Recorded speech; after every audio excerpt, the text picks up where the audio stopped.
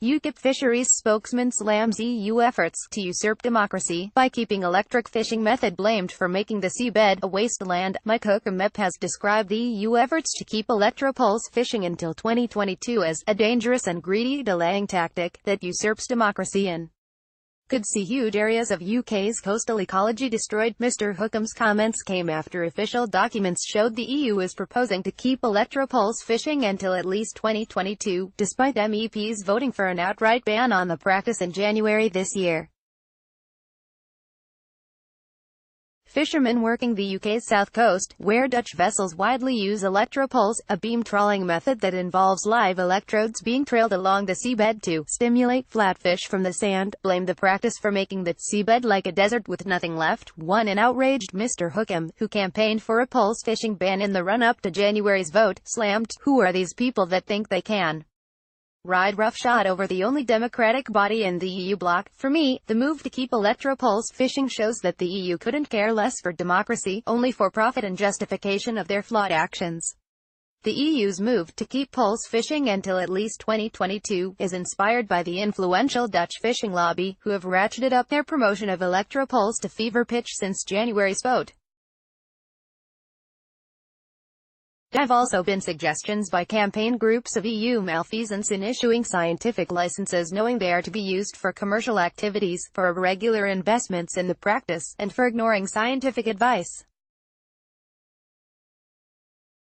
If the European Parliament had voted to keep pulse fishing, you can guarantee there would have been no opportunity for a second vote on the issue. For me, the push to keep electro-pulse is nothing more than profit-driven greed. Mr. Hookem continued, the impact of electro-pulse on the livelihoods of small-scale British fishers is becoming increasingly evident. Fishermen tell me little is left in the wake of the pulse trawlers, and once abundant species are now non-existent across the southeast coast. French, Belgium and non-pulse Dutch fishers are seeing similar issues wherever the Dutch pulse trawlers operate. Recent media reports also claimed that electro-pulse vessels were now targeting conservation areas such as Britain's Dogger Bank in the North Sea. This issue also highlights why the UK must regain control of its waters as soon as possible following Brexit. Under the Mrs May's Checkers proposal, Britain will continue to abide by the EU's Common Fisheries Policy (CFP), and pulse fishing will continue in our waters. According to the small-scale fishers I speak to, it would seem there will be little left to reclaim if we allow electro-pulse fishing to continue in our waters. The simple fact is the EU should honor the democratic decision by the European Parliament, stave off a growing environmental disaster, and implement a ban on this highly destructive practice. Several reports have criticized electro-pulse fishing for breaking the backs of cod caught in the electric field, burning fish touched by the electrodes, and eradicating gastropods.